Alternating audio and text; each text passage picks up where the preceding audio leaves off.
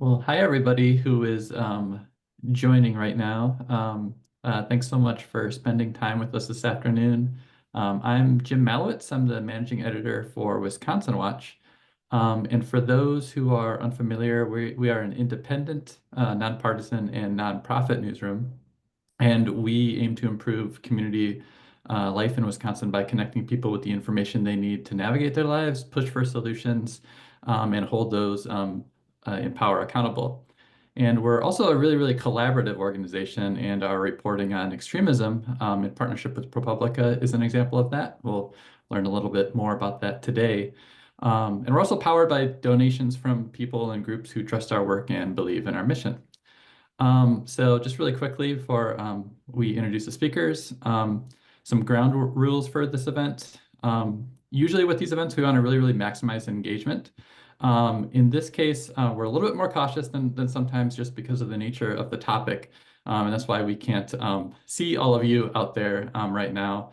But we're going to be using the Q&A feature instead of the chat to interact with you. Comments will be pre-moderated just for the safety of those participating today. And then we're also going to send a note afterwards, an email after the event with a link to the recording and then some other information about how you can keep interacting with us and following our work. So without further ado, I'd like to introduce Matt Trewhella here. He's been the State Bureau Chief at Wisconsin Watch since 2022. And before that, he was a reporter and editor at the Wisconsin State Journal for 16 years. Thanks, Jim. I want to welcome everybody to what I hope will be the first of a series of talks that we do at Wisconsin Watch with reporters here on the issues and beats that they cover. Our goal as an organization is to rebuild local news. And to do that, we need to foster a community dedicated to truth-telling and invested in our guiding principles of investigating problems, exploring solutions, and serving the public. Today, we're going to be talking about a really, I think, challenging subject, extremism. And we're going to be talking with Phoebe Petrovic. Phoebe is an investigative reporter for Wisconsin Watch. She's also Wisconsin, the entire state's first local reporting network fellow for ProPublica. And I do want to just give a shout out to ProPublica, as well as the Poynter Institute, which helped make this event possible. Phoebe's previous work at Wisconsin Watch included covering disinformation and democracy.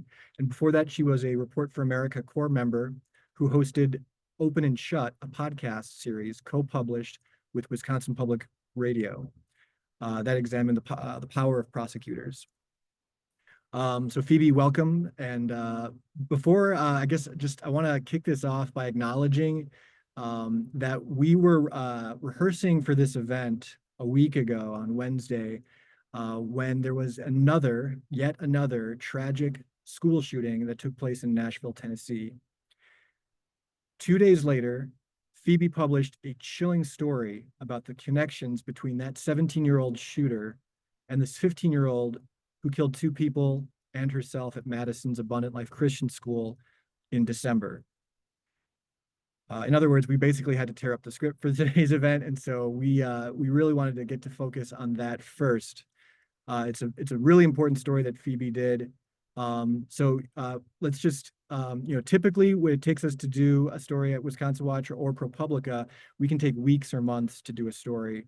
That story we ended up having out on Friday night of last week, 2 days after the shooting. So Phoebe, let's just start off with telling the story about how that was possible. Yeah, first I want to say, hey everyone, thanks for joining. Difficult subject, but we're glad that you're here and reading and listening. So this story that we published last week actually really started a month ago. It started the night of the Madison shooting. That night I was at the firehouse or the fire station at a press conference with national media there talking to police about what had happened. And I was connected through sources on my beat two researchers who had been studying these online extremist networks that were radicalizing kids. And they told me that they found that the Madison shooter was active there. So I spent 2-3 hours on the phone with these researchers that night, learning about this subculture, learning a million acronyms and jargon that I had never heard before, figuring out what was going on, and talked to my editors, and basically were like, there's a story here. We're going to wait and see if someone else can cover it, because we're not really in the business of breaking news. We take a deeper approach. We want to just see if other people get to this, and then where we can help. A month later, we decided to start writing that story because we hadn't really seen a deep dive in the news. And the same day I was working on that story, I got a text from my researchers saying, you need to follow what's happening in Nashville. I think they're connected. My researchers were able to quickly identify that the Nashville shooter was in the network that they had been following, that the Nashville shooter had interacted with the Madison shooter online. The researchers I was speaking to had access to archived accounts connected to the Nashville shooter that had been stripped off the web at this point because they had been following this person for months. And so they rushed to archive everything they could before it got taken down. I did the same thing, archiving some of those accounts before they were suspended. We pitched that story to editors the next morning, and by that night, we'd written a draft and it was online the next day. So it came together from like first draft to publication in just a little over 24 hours, which was a sprint, but it came from just a really long, horrific story that had been in the making for a great deal of time. And the researchers I spoke to were just kind of like, oh my God, another one.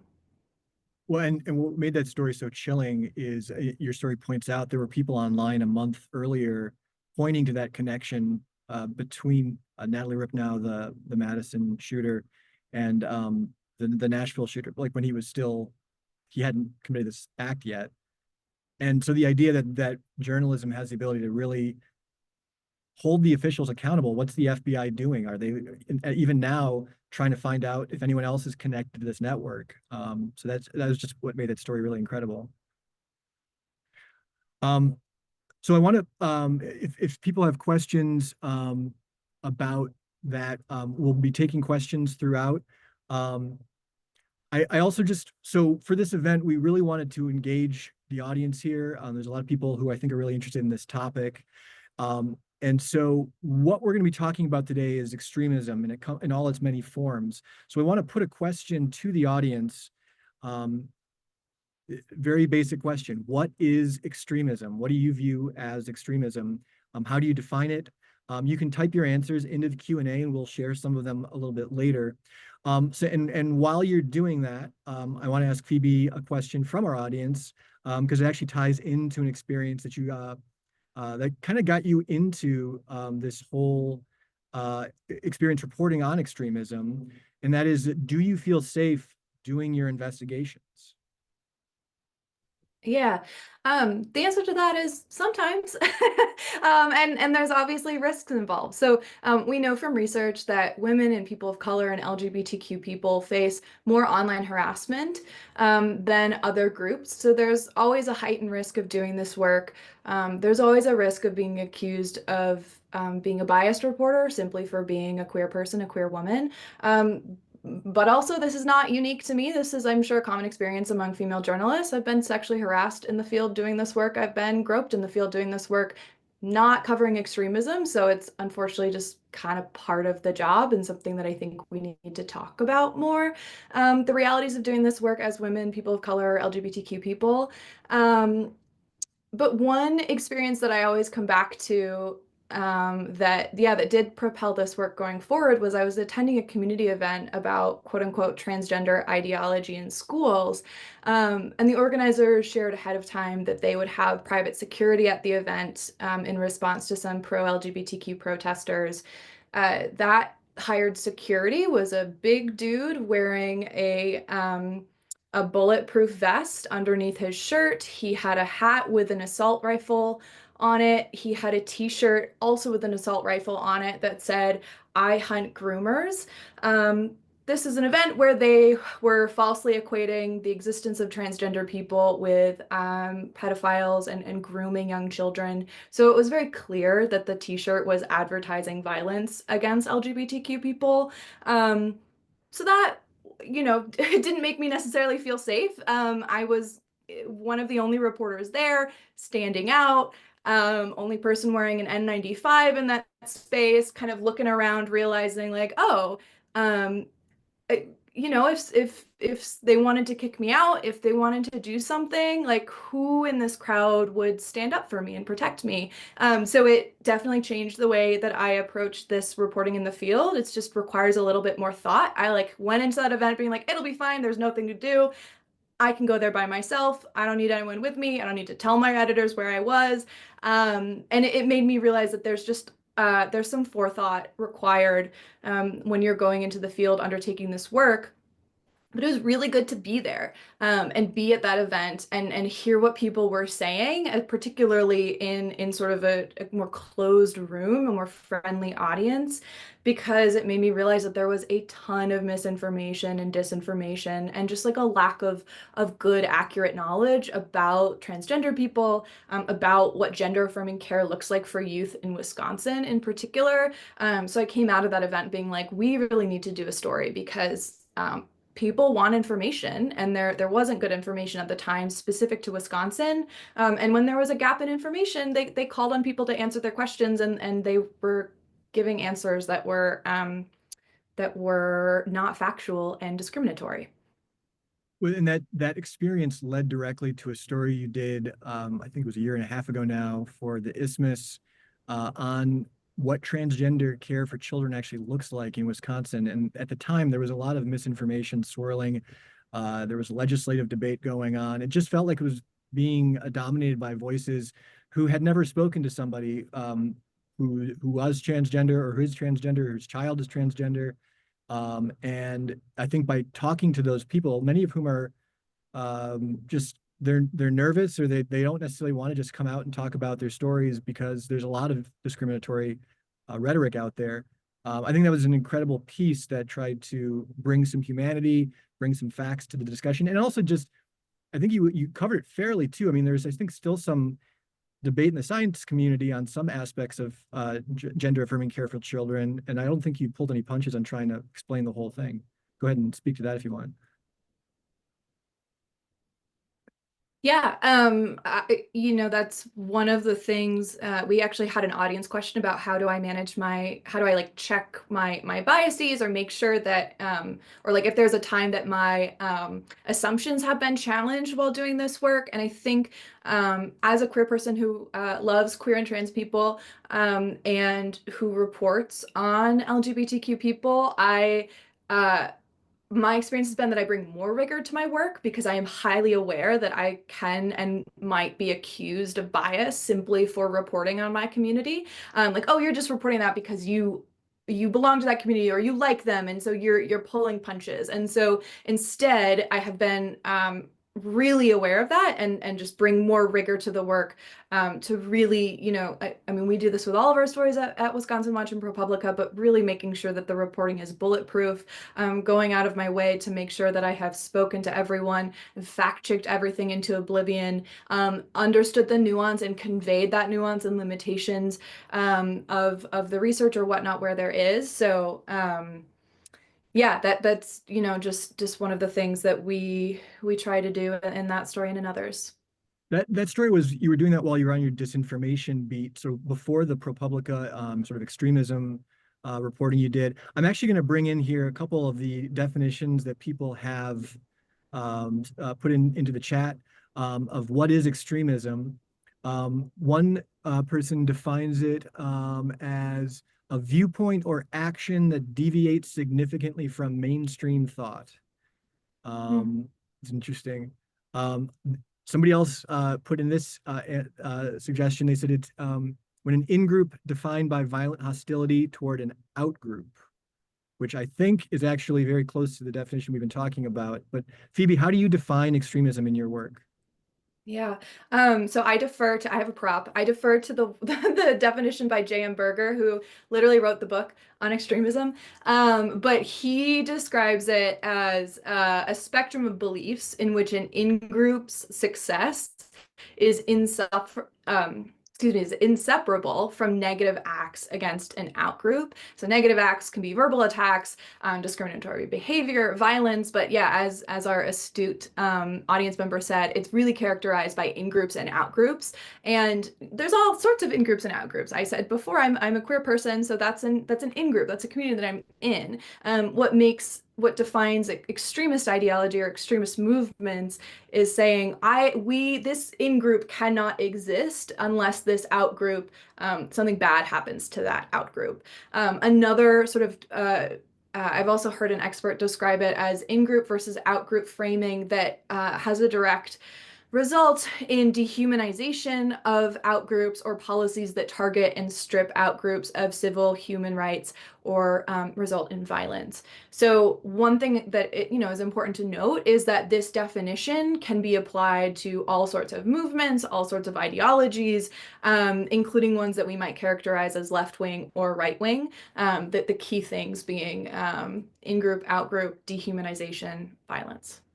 So an audience member asks, is it possible to determine what is extremism when we have our own bias in determination? For example, you've reported on religious extremism, but to many people, that's just a group with strong opinions.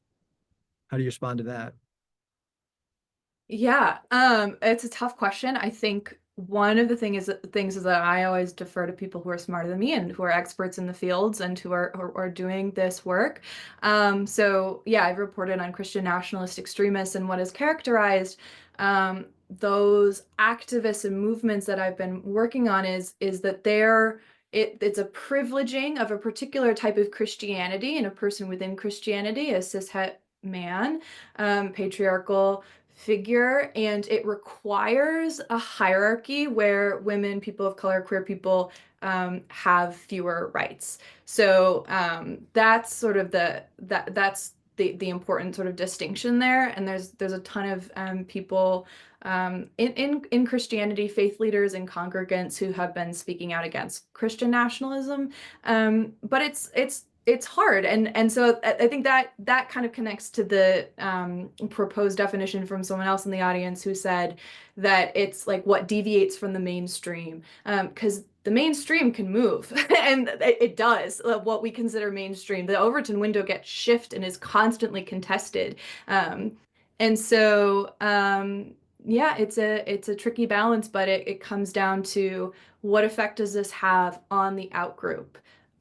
Does the assertion and fulfillment of their beliefs and ideology require the destruction or delegitimization of rights and livelihoods of someone else? Some might argue that when you're talking about extremism, a lot of your work has been, certainly last year, has been on right-wing extremism. Some might look to the events that happened in 2020, for example, in Kenosha, where there were buildings set on fire during protests against police brutality. They would point to that and say, "Isn't that extremism? What about that? Why are you covering that?" Yeah. So the first thing to that is in 2020, I was working on a podcast about cases that were active 30 years ago. So I started working on extremism within the last year or so. So what I can tell you is that I'm following the data and prevalence and degree of harm. So in terms of the uprisings and protests in 2020 after the police murder of George Floyd, multiple data reviews have found that 95% of those protests, the Black Lives Matter protests that occurred across the country that summer, were peaceful. But the media coverage of this event compared to, say, the 1960s and the civil rights movement, media coverage tended to focus on those disproportionately small instances of violence and, in most cases, property damage. My reporting has been focusing on right-wing extremism in the past year because that's where the power is as well. We see that in the January 6th, the people who faced charges from the January 6th failed insurrection getting pardoned and then welcomed back to the Capitol. And a 2024 paper published by the National Institute of Justice found that far-right extremist attacks in the United States far outpace all other types of terrorism and domestic violence extremism, whether that is left-wing or as what the literature calls, quote unquote, radical Islamist extremism. And the right-wing attacks have particularly been militant, nationalistic, white supremacist. The data also shows that right-wing domestic extremists carry out far more attacks and they have taken far more lives in recent decades. Left-wing extremism, extremist violence tends to involve property damage, whereas right-wing extremist violence tend to involve physical attacks on people. So those are sort of all of the considerations that are going into why we are focusing where we're focusing right now. Another person had put in this this definition of extremism. They said extremism is characterized by holding extreme ideological, religious, or political goals. Pretty much the environment we seem to be living in now, the prevalence of mis and disinformation, the lack of trust in the media, I believe extremism is going to be increasingly challenging to address. So I don't know if you want to speak to that person's point of view right now, but Heard. You're right. That's all I can say. Another member asks, just wanted to get a clarification on what you meant by the Overton window, and could you explain mainstream shifts? Yeah, so the Overton window is, oh, I'm gonna mess up what discipline it comes from, but it's a framework for thinking about what is considered mainstream in public discourse. So the Overton window is there's the oh, I'm getting put on the spot and I'm gonna mess up what there, but there's like the sphere of like accepted things. So when slavery was instituted in this country, like slavery was accepted, so it's in the center of the Overton window. Then there's like things that are contested and things that are more fringe. As slavery has been abolished and now in 2025, like the Overton window, slavery would no longer be within the Overton window. That should be considered fringe and contested and deplorable. But there's gradients, right, to what a society has like a consensus about what they consider to be rational, normal, mainstream. We've heard this, frankly, when we talk about like, talk to yourself 10 years ago. Could you imagine that a president attempted to throw out or overturn the results of a free and fair election and then got reelected again? That's an example of the Overton window shifting. And so, yeah, this is just something, it's sort of how we all agree to the reality that we are in. So I want to just continue sort of with your journey here, because I think the fact that you've been, again, Wisconsin's first local reporting network fellow for ProPublica is really just a great achievement.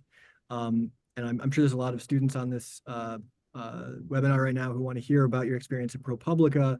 But to get that fellowship, you needed to pitch an idea to them. And the idea you pitched is actually what turned into this story that we published last year on Matthew Trewhella. And again, Matthew Trewhella, that's a name that many people who have, at least people who were not reading newspapers back in the 1990s may not recognize. So how did you come to do a story on this figure who was pretty fringe, if we're talking about the Overton window, who was pretty fringe 30 years ago and is now back in the news? Yeah. So for those who haven't read the story, though I highly recommend you do, there's some great quotes in there. In the 90s, Matthew Trewhella was an anti-abortion pastor, or a pastor who supported or opposed abortion. And he was considered sort of a political pariah for his militant opposition to abortion rights. He signed on to a statement that said that the murder of abortion providers is a justifiable homicide. He blockaded clinics. He and his followers had all sorts of really creative tactics for doing that. If you've been following the news lately, President Trump just signed an executive order pardoning a bunch of anti-abortion demonstrators. A lot of these people, Trewhella said that he knows them personally. They're dear friends. They're sort of part of the movement with him. that's his backstory. I hadn't heard of him until 2023 when I saw him popping up a lot in local news for his protests against public health precautions related to COVID and also LGBTQ events. So he was protesting, Pride in the Park events, drag queen events, things like that. I was wondering who this person was that kept showing up and kept saying pretty inflammatory things, and realized that he had a really, that this guy didn't just come out of nowhere, that he had a long backstory. And then I started looking into what he was up to now and saw that he was promoting a doctrine that said basically if you disagree with a higher court opinion, law, statute, you can just ignore it if you're a government official. You've God-given right to do that, and he has been traveling the country telling people about that. So I realized not only did he have this backstory, but he had a really significant influence on the country, not just Wisconsin, right now in this moment, and people weren't really putting the two together or connecting them or drawing that line between where he was in the 90s to now. I spoke with a researcher who'd been tracking him since then, who said this is an incredibly important ideological thought leader. Too jargony, we didn't put it in the story, but basically this guy matters, and we're not talking about him. So I pitched the story to ProPublica, and here we are. I do just want to say for his part, I did interview Trewhella once. I had a bunch of other questions, and we made every attempt to interview him again, give him those questions. He refused actually receipt of the questions that we gave him when we sent them to his home address. But when I asked him about the extremist label, he said, quote, "Most people will always only care about three things in life: me, myself, and I. It's only because of their mundane, self-absorbed lives that they would think someone like me is an extremist." I found that just your reporting on that was amazing, and that that was something he told you in person. You went to one of his events, and he kind of dismissed you too as you were talking to him. You were there with another Wisconsin Watch reporter, Jack Kelly. Go ahead and tell that story. Yeah. So Trella is really really open in his sermons about his religious and political beliefs. And some of those are that it is an abomination to be gay, and that it is also an abomination for women to hold positions of power outside of the home. So here I am as a queer woman reporter going up to him with my colleague Jack, and he it was totally polite, but just no, did not look at me at all, just went straight to Jack and shook his hand and said hello. And I had to assert myself and offer my hand and introduce myself for him to even look at me and acknowledge me. And then after that, he was perfectly polite and answered my questions. But it was a really kind of jarring moment of oh, I'm not even here. Go to the man, talk to the man. And my buddy Jack was there, just to have another person there to help and help record. But yeah, it was really fascinating and striking. We've received a few questions that have to do with safety and do you feel safe when you're reporting on extremism? And so that's an example of how, we made sure we took some precautions and when you went to that event. But talk a little bit maybe about responding to some of those questions about just safety. How do you manage the stress? Give some tips for people interested in covering this stuff. My partner would say that I handle the stress poorly. Someone also asked about work-life balance. Poor, not great. Yeah, it's stressful, but also it's a stressful time. I think that everyone is feeling this. I think I'm really kind of humbled and honored by how many people signed up for this, and I have to imagine things are tough right now. This is tough to do the work, but you have to sort of draw a lot about digital and physical safety over the last year doing this work. And the biggest thing I've learned is that you should be prepared ahead of time. The best time to prepare and take precautions is when things are fine and nothing is happening, so that you have plans in place when stuff does happen. And a lot of that is like figuring out where I'm going to park and calling a friend or having a friend come with me if I'm going to be, after hours or it's going to be dark. Not posting where I'm going to be ahead of time, or even when I'm there. There's all sorts of like little considerations, for just minimizing my digital footprint, minimizing myself as a target, and also, yeah, and also being unapologetically myself and doing the work. Um, but I wouldn't say that it makes me fun at parties. And I'm a big bummer, and I've always got something. Yeah, I'm a huge Debbie Downer now. Um, so sorry Uh, to all of my friends and family. I keep wanting to get to some more of these great audience questions that we're getting. Someone asks, how can we deal with the misinformation and disinformation from extremists? I want to engage with them, but their information is so extreme that it seems impossible to get truth through. Yeah, that's a really great question. And frankly, I don't really have an answer right now. But it makes me think that we should maybe do a story about that, about like a how-to sort of solution story about how to engage with folks. The thing that I have to do as a reporter is like, oh, my cat's yelling outside the door. We'll see if she stops. The thing that I have to do as a reporter is like not argue with people while interviewing them and just ask them, like keep asking them to explain their perspective. So the question that the audience member is asking is something that I haven't really grappled with in the same way, because when I'm interviewing someone, unless in an investigative interview that is just for, being translated into a story, but is not something that's being broadcast live, my role is to listen and get as much information as possible and then contextualize that and fact check that in the story and decide what to do. But I'm not necessarily getting into an argument with someone in real time. Like if I come out and say that's horrifically offensive or white supremacist or bigoted or whatever, like that's going to get cut off and I'm not going to be able to get the information that I need. So there's a real balancing act there.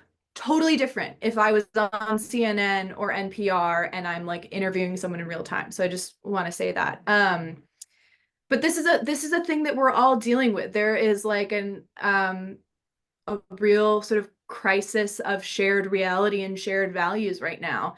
Um, and I hear you. And it seems like it has gotten a lot worse. I don't have the data for that, but it seems like it's gotten a lot worse with the internet and the way that algorithms push more extreme content.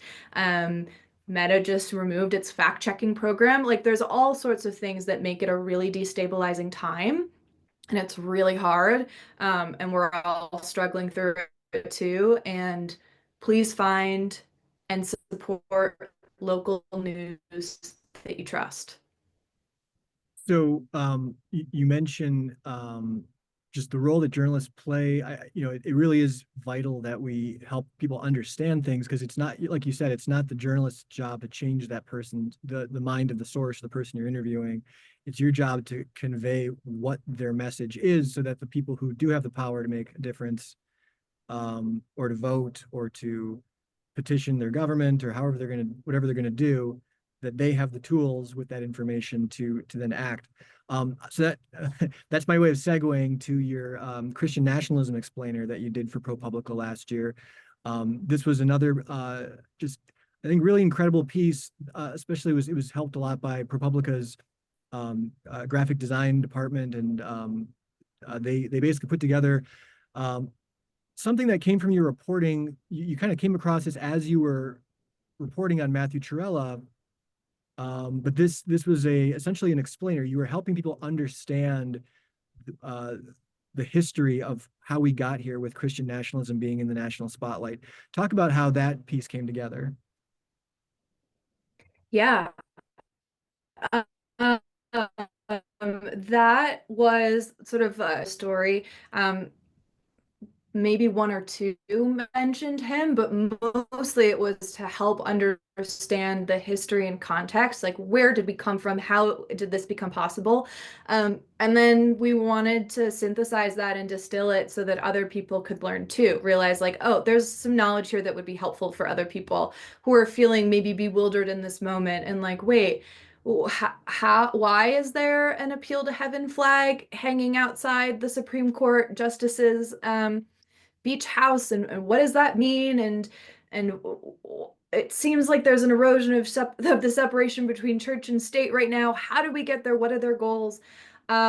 So it was just sort of a distillation of like of all of that knowledge into something that was sort of a timeline, sort of an overview of these various movements, hopefully as a resource that people could return back to sort of understand where we are, where we came from, what are maybe some of the roots and goals of these movements that are not being articulated publicly, but where's the inspiration that they drew from.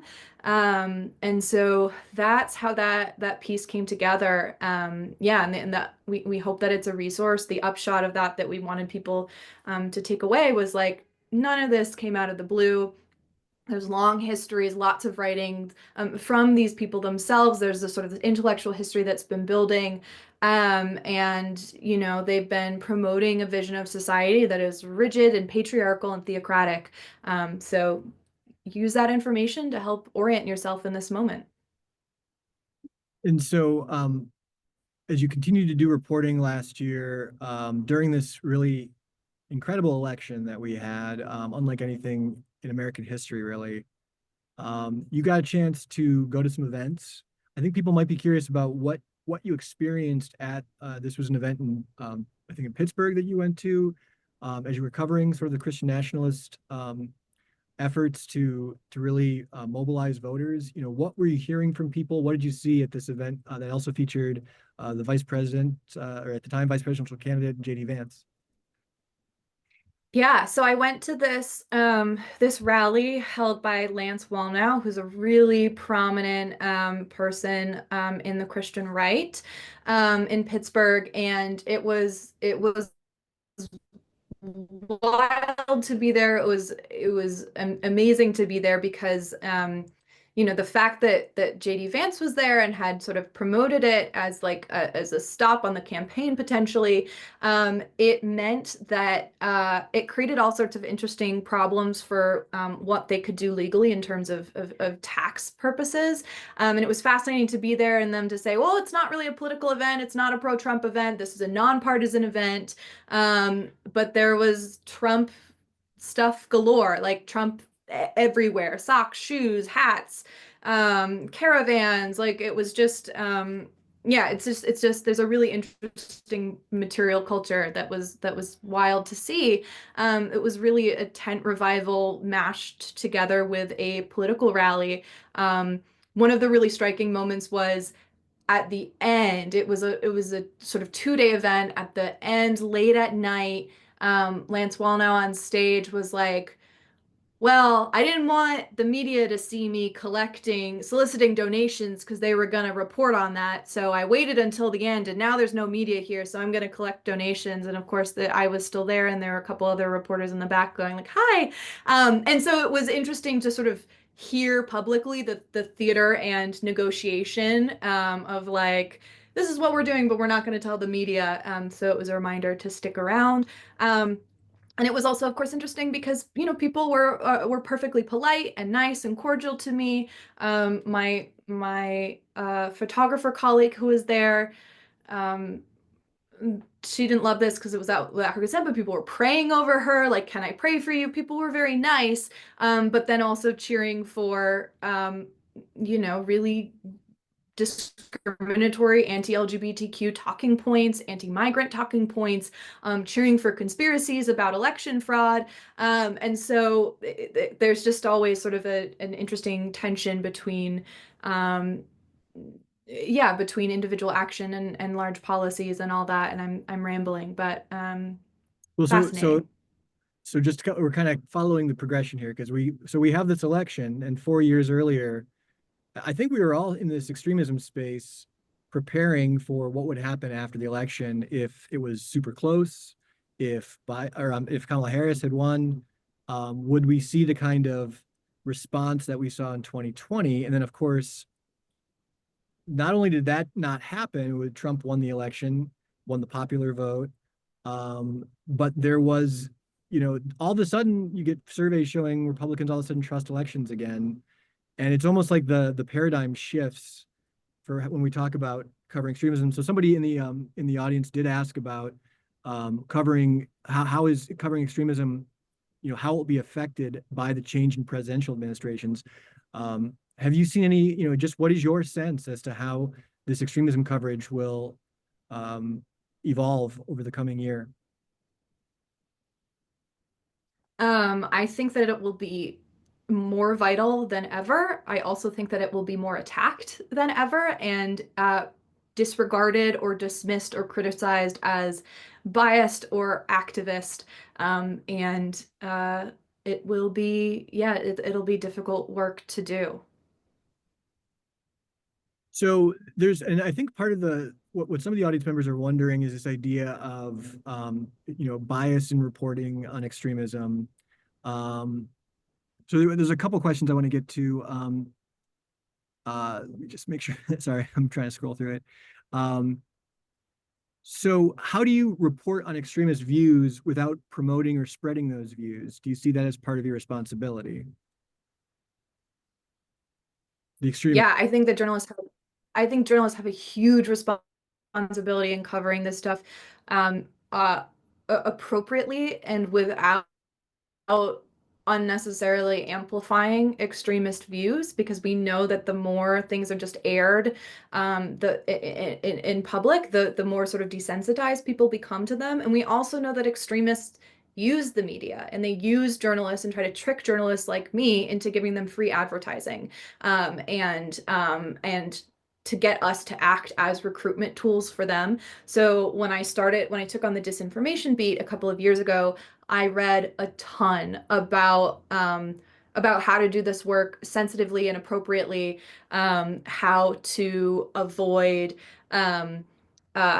giving unnecessary oxygen to people. We had this earlier this week or last week now when we were working on the Nashville and Madison shooter story of like, there's how do we describe what their views are without quoting them directly so that we're not putting slurs and putting racist, white supremacist, anti-Semitic tropes in the newspaper, basically. Like there's just a lot of thought that goes into, making sure that we are not being marketers for extremists. And it's hard because there are some practitioners or theorists outside of journalism who say, silence is a strategy and you should just not cover this stuff at all. But obviously we as journalists have a role to play in informing the public about what's going on. And so there's a really kind of delicate balancing act there. And if you are a fellow journalist who's curious, I have a million links and books to send you on that topic because I'm constantly thinking about it. So another audience member asks, how do you try to make sure audiences can't discount your investigative work as biased advocacy?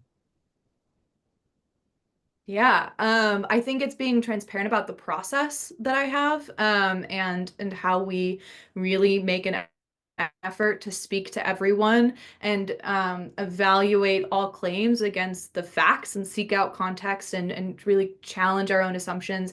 I have on my wall here, I've got a postcard or a piece of paper that I've put up on my bulletin board that says, "How am I wrong?" And so I'm constantly asking myself in my reporting, like, how am I wrong? But I do just want to acknowledge, like, there are bad faith actors who are just going to dismiss me as biased as an activist. And that is a well-worn tool that people use to dismiss journalism, particularly when it's effective. And so for some people, like I know my process and I will do my best to explain that to people who come to me in good faith and want to know. And I always am happy to walk them through that. And there are some people that I'm just like, you are going to call me this, whatever. We know that queer people, we know that women, we know that people of color are considered biased when they report on people who are their communities. But I'm also clear, like, yeah, I'm gonna be, I'm gonna acknowledge the humanity of people, and I'm not going to apologize for that. And if you want to call me biased for that, okay. But that's a crappy worldview. Not to get on my soapbox too much, but Right. So we have about 15 minutes left. So if you have any questions, you can still submit them. We did get a bunch of questions beforehand. I'm going to go to some of those. So thank you everyone who's joined us and had submitted questions ahead of time. I think this is really important. One of our members of the audience asked, what can we as concerned citizens do in response to extremism? yeah, I think it's such a good question.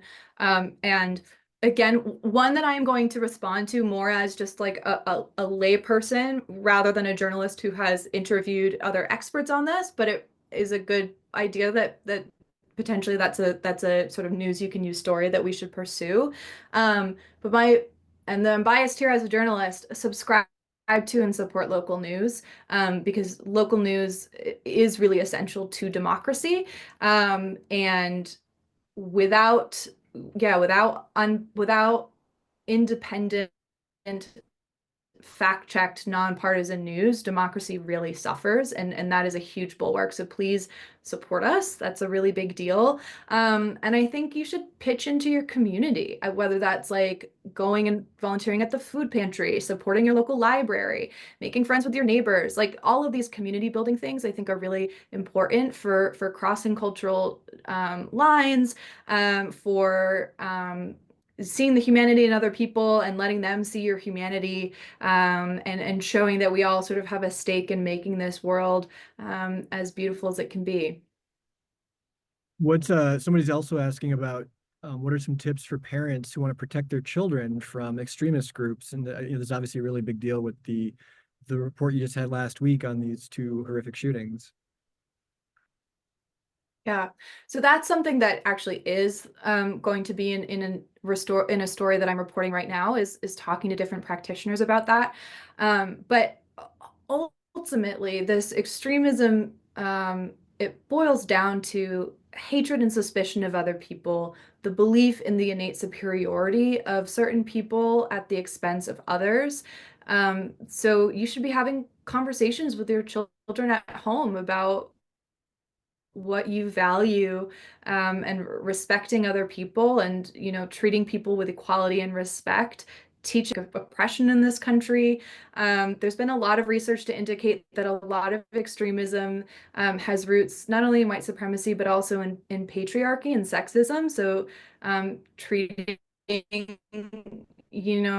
boys and men in particular to treat girls and women with respect can really help kind of inoculate against some of this stuff, because a lot of the stuff in there is really deeply sexist in addition to racist. So having those sort of pro-social conversations at home, modeling that in your behavior, can really help, so that when people are seeing things online, they're like, well, that's not real. And that's sort of a sort of inoculation. We call it inoculation and disinformation studies, like kind of protecting them, giving them resilience against some of the stuff that they might see. It's really important to do that at home in combination to checking on what your kids are doing, and what they're up to on social media and stuff. And I just, to all the parents, like, you have a really hard job. Like, I can't imagine. I'm so glad I didn't grow up with really the internet. Like, when I was a kid, we had a family desktop that had dial-up in the computer room, and it was facing, the kitchen, so everyone could see what you were doing, and you weren't able to do anything privately on the internet. And I hated it at the time, but it probably saved me from getting into some gross stuff. So you have a much harder job right now, and everyone is learning. I just remember in the 90s when the internet was brand new, there were these like fascinating AOL chat rooms, and the kind of stuff that started coming up there is like, oh my God, this is where we're headed. And yeah, it was where we were headed. Um, moving forward, someone asks, what things are you tracking? What kinds of things could your audience help you with? tips, that kind of thing. Is there anything that I mean, this is an opportunity, I guess, to talk about what you expect to be covering the next year, but what is it that the audience can help you with to find important information? Yeah. Please send me stuff. Tip me if you are seeing something in your community, particularly if local news hasn't covered it before. I can't cover everything, but I always do my best to evaluate and pass it along to other reporters if I can't personally take it on myself or it's not right for Wisconsin Watch. We know that the two major targets of the current administration at this point are immigrants and queer people. I speak horrible Spanish and cannot do that professionally. And my expertise is in like reporting on LGBTQ communities. And so that's my lane. So I'm really interested in continuing to report on attacks, either state-sanctioned attacks or just sort of societal attacks on LGBTQ people and how they are responding. So particularly if it's in that vein, please send it my way. Keep an eye out. That's really helpful. And we're also continuing to report on these online extremist communities that are radicalizing young people. So if you are a social worker or a teacher who is like, your students are talking about all this crazy stuff from the internet and you don't know what it is, or you're dealing with that, or you are in a task force that is trying to figure out how to respond to this stuff. Like if you are engaged in this kind of work, and you want to talk about it, and you're, particularly if you have someone who's struggling with it or is trying to figure out how to respond, we're interested in knowing how the state of Wisconsin is responding to these things. So those are the two big things for me. And of course, given my past work, if you see anything on the Christian nationalist front, send it my way as well. I do want to thank Katie Culver and the UW-Madison Journalism School for, I think, pushing out our event. I saw some student emails in the signups. So what advice do you have, Phoebe, for student journalists who want to cover extremism? Ooh, great question. I think that one of the big things for student journalists is talk to your history professors and your sociology professors and the professors in the ethnic studies department. Like you have a huge amount of expertise and perspective at your campus right now, and they are happy to talk your ear off. And they are the people who are going to be the best at helping you sort of situate what you are seeing and put it into context. Like, have we been here before? What's informing this? All of that stuff. It's a resource. The UW is a resource I'm trying to take better advantage of in this upcoming year. So definitely do that. And I think be aware that extremists will try to use you as a pawn to get you to report and publicize they'll try to get you to be a marketer for them. So be aware of that, and take care of yourself and your mental health when you're reporting on this stuff, because it's really hard and really grim. And the online extremist networks in particular, there's really awful stuff in there. Like the Nashville Madison shooter story was really hard to do because I had to sift through a ton of hateful, awful stuff online. So it's really hard to do, and you need to sort of be aware that does take a toll on you, and you need people to support you, so that you are not dealing with that alone. Are there any platforms or websites that would be useful for people to stay on top of, to stay on top of extremist messaging? I was actually kind of struck by the researchers who you're in communication with, their methods for following this stuff. I'm not sure how much you can disclose, but when you talk to these experts on covering extremism, what are the ways that you're even able to report on this stuff? Yeah, I would say that if you don't have to be, don't seek this stuff out, frankly. Like you should just read the news. Like you should just read the front page of the State Journal and the Milwaukee Journal Sentinel, if you want to be abreast of this stuff, because the major kind of grift or contestation is like moving things from the margins to the mainstream. And so pay attention to local news, follow and support us if you can. And there are lots of really great nonprofits that do this work and track this work and will summarize it for you, so that you don't have to be ingesting that fire hose of bad stuff yourself. And so the Bridging Divides initiative at Princeton is really good on this. If you're interested in a little bit more, there is a blog called Radical Reports that does sort of a roundup of this stuff.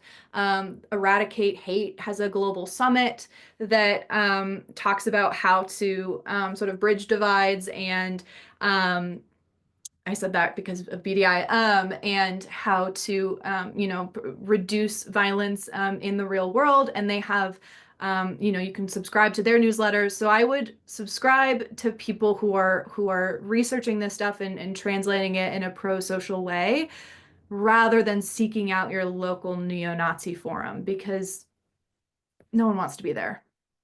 It can't be good for you. All right. Well, Phoebe, thank you so much for your time. I see Jim has rejoined us. So it's the hours. That's our cue. That's our cue. So Yeah. Anyway, take it away, Jim. Yeah, and thanks so much, Matt, and thanks so much, Phoebe, for having this really important discussion. It's a sobering discussion, but hopefully those who joined us hopefully it helped them make a little bit more sense of what we're experiencing right now.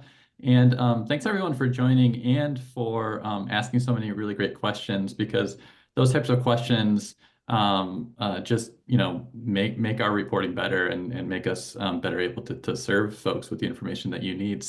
So thank you, and we do want to hear more from you. There should be a survey that's going to be popping up in the chat. We want to hear your feedback about this event, and also any other thoughts you have about things that you want to communicate to our newsroom. So we hope that you will fill that out. We will also be following up with a set of links and resources about how you can continue following Wisconsin Watch and how you can donate. Just as a reminder, we're a nonprofit newsroom, and so again, if this is a value to you, we would really encourage you to support what we do. But with that, thank you so much for taking the time.